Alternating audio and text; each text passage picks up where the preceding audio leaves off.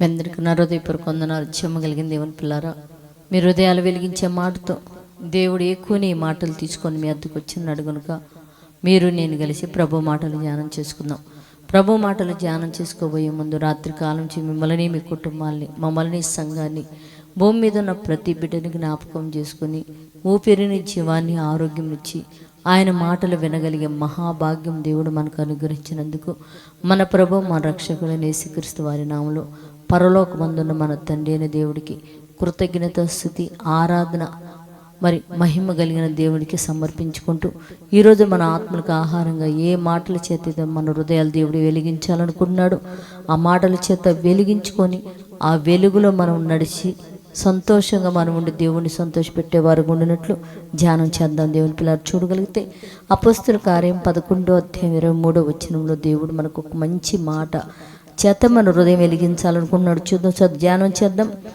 అతడు వచ్చి దేవుని కృపను చూసి సంతోషించి ప్రభువును స్థిర హృదయముతో హత్తుకొనవలనని వారిని హెచ్చరించిన రాయబడింది. దేవుని పిల్లలు అంటే దేవుడంట అతడు వచ్చి దేవుని కృపను చూచి, అంటే దైవజనుడు వచ్చినప్పుడు దేవుని కృప ఎంతమంది మీద నిలిచింది, వారు ఎంతమంది అనుభవిస్తున్నారు, ఆ కృపలో సంతోషిస్తున్నారు అని అంట దైవజనుడు వచ్చినప్పుడు సంఘంలో చూసినప్పుడు అంట అప్పుడు ఆ దైవజనుడు ఏమని హెచ్చరిస్తున్నాడంటే ప్రభువును స్థిర హృదయంతో హత్తుకొని ఉండాలని అంట వారిని హెచ్చరిస్తున్నాడు. స్థిర హృదయంతో హత్తుకొని ఉన్నటువంటి దేవుని పిల్లలు అది విడరాని బంధము, విడదీయలేని బంధము. చాలామంది చూడండి, ఏదన్నా సందర్భం వచ్చినప్పుడు మాట్లాడాలంటే అమ్మ వాళ్ళ భార్య భర్తను అసలు విడదీయటం మన వల్ల కాదు, అన్నదమ్ములు మనం విడదీయటం మన వల్ల కాదు,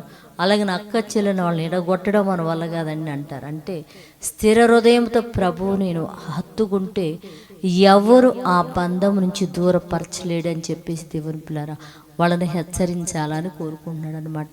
కానీ మన హృదయం, మన జీవితంలో కూడా మనం స్థిర హృదయం కలిగిన వారమై ప్రభువును గట్టిగా హత్తుకుంటే దేవుని పిల్లారా అట్లా హత్తుకొని మనం బ్రతకగలిగితే మన జీవితంలో ఎన్నో మేలులు, దేవుని దయ, దేవుని కృప మనం పొందుకొని దేవుడితో నడిచేవారిగా ఉంటాం. దేవుని పిల్లారా అట్టి జీవితం భూమి మీద ఉన్న ప్రతి బిడ్డ కలిగి ఉండినట్లు ప్రార్థించుదాం.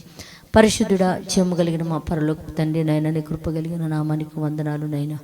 అయ్యా ప్రభువునందు మేము స్థిర బుద్ధి కలిగిన వారమే హత్తుకొని ఉండునట్లు కృపచూపమని తండ్రి నేను బ్రతిమలాడుకుంటూనైనా అదిగో ప్రభువును నమ్మామని చెప్పుకొని హత్తుకొనలేక నత్తని ఎంతోమంది ఇరుకుల్లో, ఇబ్బందులు, కష్టాల్లో మగ్గిపోతున్నారు.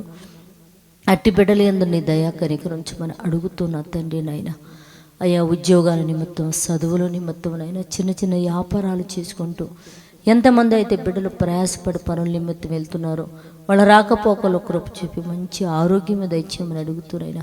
చిన్నపిల్లలందరూ స్కూల్కి వెళుతుండగా మంచి ఆరోగ్యం కలిగిన వారి నెమ్మదిగా వెళ్ళి చదువుకున్న కృపను గురించి సహాయం చేయమని మా రక్షకుడు నీ కుమారుడు యేసు పరిశుద్ధ నామములో ప్రార్థన అడుగుతున్నాము తండ్రి, ఆమేన్. మీ అందరికీ నా హృదయపూర్వక వందనములు, ధన్యవాదాలు.